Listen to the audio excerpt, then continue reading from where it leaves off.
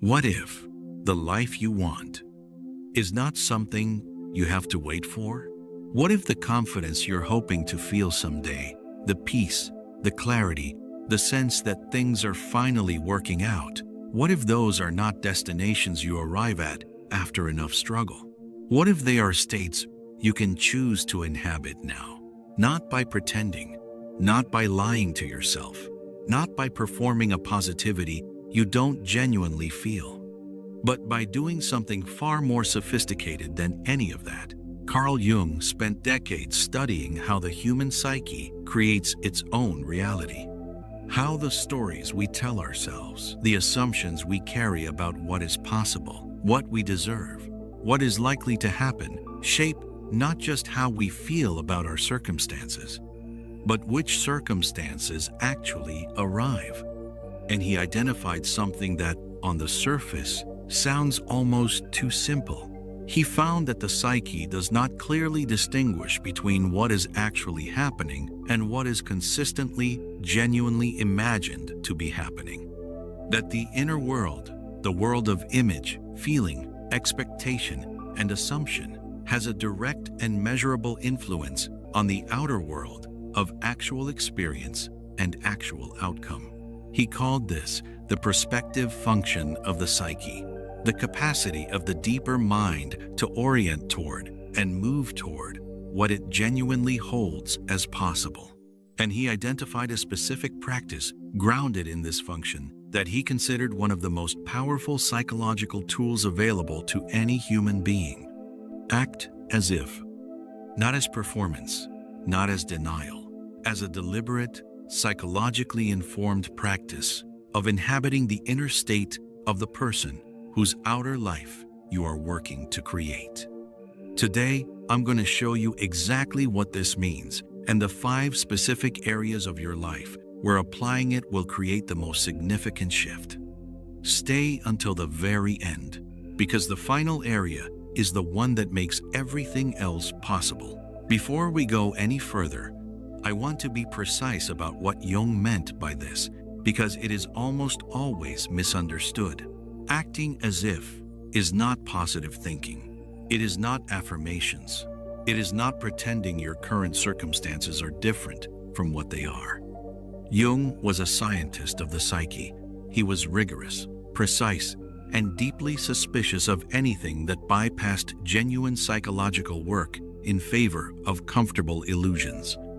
What he meant by acting as if was something far more specific and far more demanding. He meant inhabiting genuinely, internally, at the level of actual felt experience rather than intellectual performance, the psychological state of the person who has what you are working toward. The difference is this. Positive thinking says, tell yourself things are good even when they aren't. Acting as if in Jung's framework says, identify the inner qualities that the person who has what you want already carries. The confidence, the groundedness, the self-trust, the openness, and begin cultivating those inner qualities now in your actual daily life as a genuine internal practice. Because Jung observed something that changes everything about how you understand this. The outer life does not produce the inner state. The inner state produces the outer life. The person waiting to feel confident until circumstances give them reason to feel confident will wait indefinitely, because confidence is not produced by circumstances. It is brought to circumstances, and the circumstances respond to what is brought. This is not magical thinking. It is the observable psychology of how inner orientation shapes outer experience, documented by Jung across decades of careful clinical observation. And acting as if practiced genuinely, in the 5 specific areas I'm going to walk you through, is how you begin bringing the inner state now, rather than waiting for circumstances to produce it eventually. The first area, and perhaps the most fundamental of all, is this. Act as if you are already enough. Not someday, not after you've achieved enough, healed enough, changed enough, become enough. Now, as you actually are. Jung's concept of individuation, the lifelong process of becoming fully yourself, begins with a specific precondition that most people skip entirely: the genuine acceptance of yourself as you currently are. Not as a final destination, not as an excuse to stop growing, but as the necessary starting point for any real growth. Because here is what Jung observed without exception. The person who cannot accept themselves as they currently are, who is always becoming, never being, cannot actually grow. They can improve. They can achieve. They can accumulate external markers of worth. But the fundamental psychological experience of being enough, of having inherent value that is not contingent on performance, remains perpetually out of reach. And here is why acting as if matters so profoundly in this first area. The inner experience of enoughness, the felt sense of being fundamentally okay as you are, is not something that arrives after you have fixed everything you believe is wrong with you. It is something you practice inhabiting before the fixing is complete. And in inhabiting it genuinely, daily, you create the psychological conditions in which real growth becomes possible. Here is the exact practice. For one day, just one day, to begin, make every decision from the assumption that you are already enough, not performing this, internally orienting from it. When the urge to over-explain arises, notice it, and act instead from the assumption that your choices need no defense. When the impulse to shrink in a room full of people arrives, notice it, and act instead from the assumption that your presence here is entirely appropriate. Not forcing, not performing, simply for one day making decisions from a different inner assumption about your own worth. And notice what changes, not in how others respond, though that often shifts, in how you feel, in what becomes possible when you are not spending energy defending your right to exist. The second area is the one most people think of first when they hear act as if, and the one most commonly practiced in the shallowest possible way. Act as if things are working out. Not that everything is perfect, not that there are no genuine difficulties or real challenges, but that underneath and within the difficulty, something is working. Something is moving in the right direction. Something is being arranged, slowly, in ways you cannot yet fully see. Jung wrote about what he called the teleological nature of the psyche, his observation that the deeper layers of the human mind are always moving toward something, always oriented toward a destination that the conscious mind, in its limited perspective, cannot always see.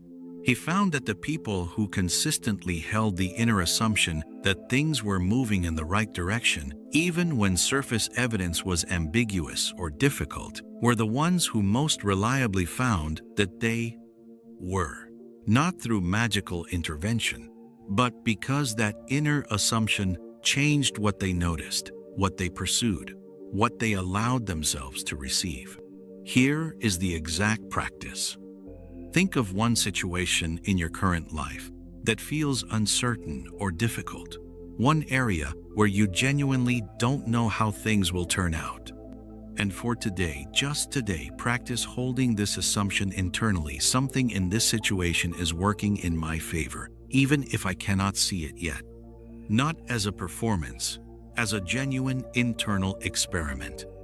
Notice how this assumption changes what you look for in the situation, what you notice that you might otherwise have dismissed, what possibilities become visible that the assumption of difficulty would have hidden. Jung said the psyche finds what it is oriented toward. Act as if things are working out, and your psyche begins finding the evidence that they are. The third area is one of the most practically transformative. Act as if you already trust yourself. Not because you have never made mistakes, not because your judgment has been perfect, but because self-trust, genuine, grounded self-trust, is not built by having a perfect track record. It is built by practicing trusting yourself, even imperfectly, consistently.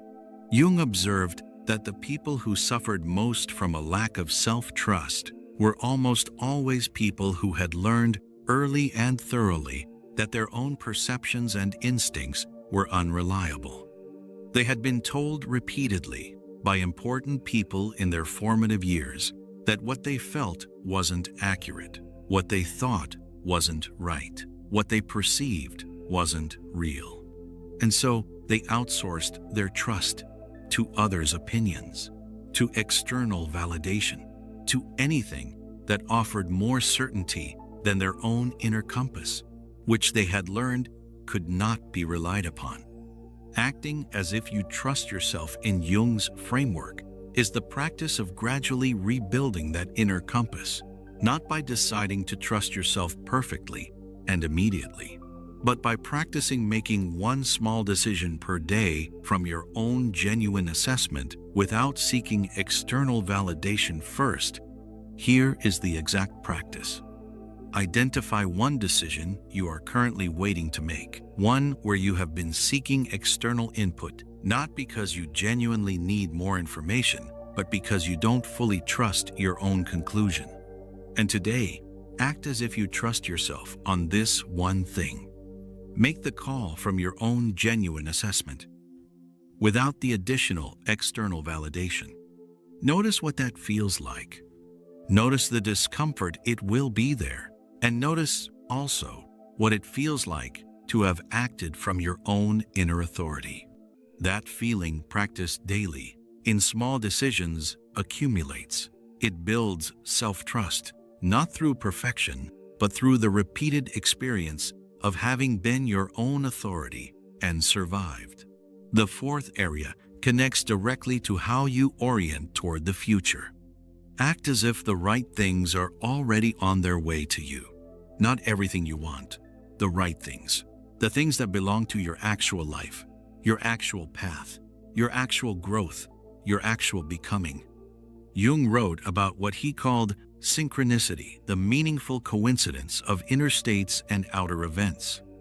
His observation that when the inner life is genuinely oriented in a particular direction, the outer world has a remarkable tendency to produce experiences, connections, and opportunities that align with that orientation. He was careful not to mystify this.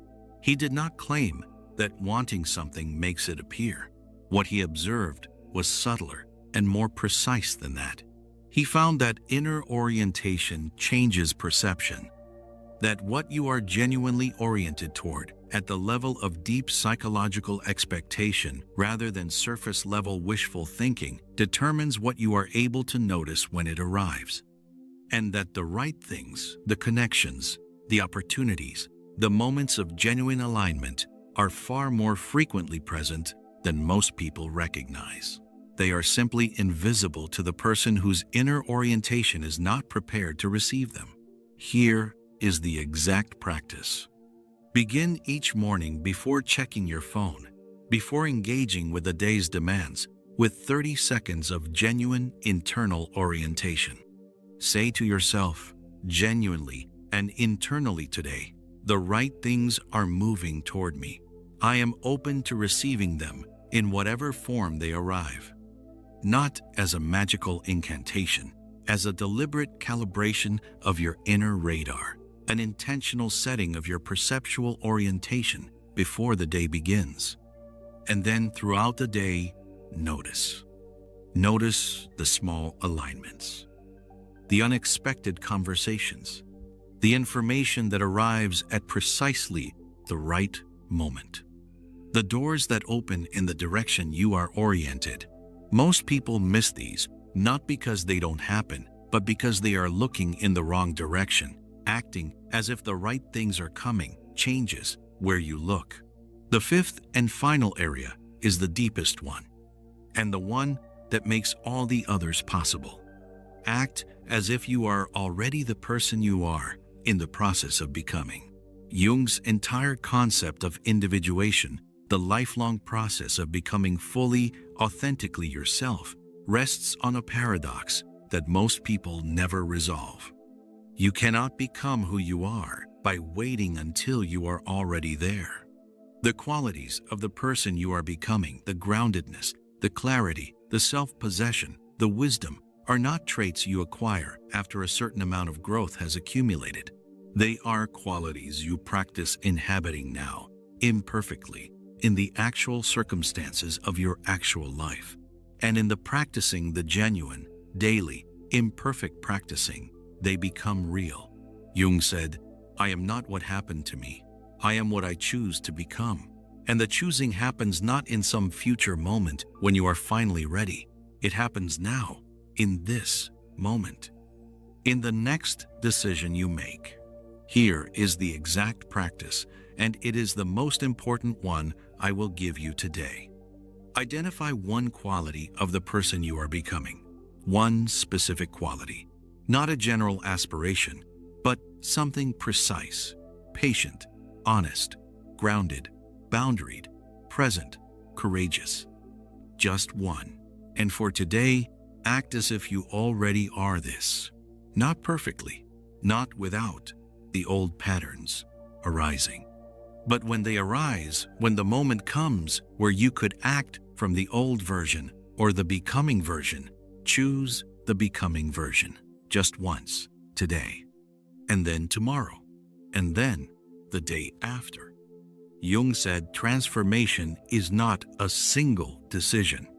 It is 10,000 small decisions made consistently in the direction of who you genuinely are, not who you have been conditioned to be, not who fear has made you, but who you actually are at your most essential. Act as if you are already that person. Because in the truest psychological sense, you already are. You are simply learning to remember it. 5 areas, 5 practices. Act as if you are already enough. Act as if things are working out. Act as if you trust yourself. Act as if the right things are coming. Act as if you are already the person you are becoming. One of these hit something in you today. I know it did. Tell me which one in the comments. Just name it. Because naming it is the first act of genuinely inhabiting it. Subscribe to the Inner Persona Weekly Jungian Psychology for the ones who are ready to stop waiting and start becoming. Because the life you are working toward is already working toward you.